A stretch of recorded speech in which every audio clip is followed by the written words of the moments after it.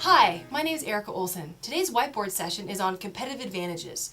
Now before we get all confused about what a competitive advantage is or isn't, let's just know that it's going to take you some time to develop it. And I don't mean time such as hours expended, I mean time thinking and perhaps several years to really get to that core. So if you've put it on your strategic planning agenda, competitive advantage, just know that you're going to have a conversation about it, but you may be having a conversation about it for several years until you get down to that essence. So, what is a competitive advantage? It answers the question, what are you best at? So let's stop there for a moment. You don't necessarily need to be the best in the world. You may not need to be the best in your state or in your country. You just need to be better than your competitors at what you do in delivering value to your customers.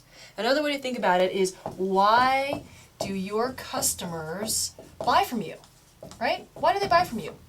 Well, I'm here to tell you that if you have a competitive advantage clearly identified, that means you don't do anything that doesn't actually get you to customers paying for something or giving you money for a value that they want to receive in exchange for dollars, of course, right?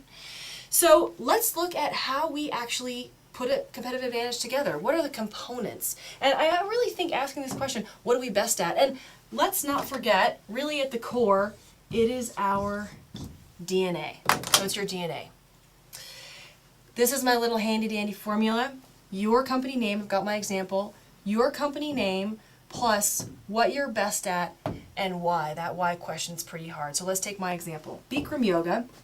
Bikram yoga is a practice of yoga that is, of course, done in yoga studios.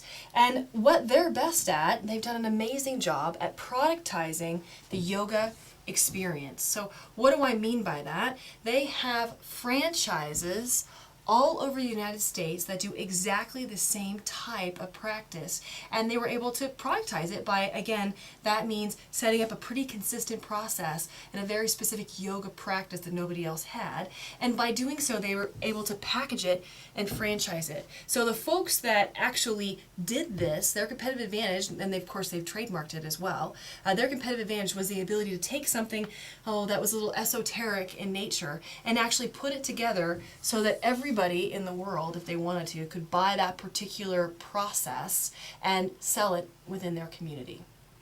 So competitive advantage, again, as I mentioned, it's going to take you a while to get to.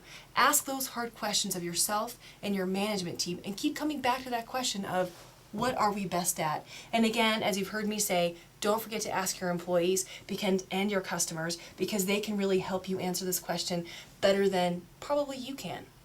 So Erica's tip, once you have your competitive advantage, what the heck do you do with it? It needs to be built into your strategic plan. So all of your goals and objectives and your mission and your vision all need to support the development and the reinforcement of your competitive advantage.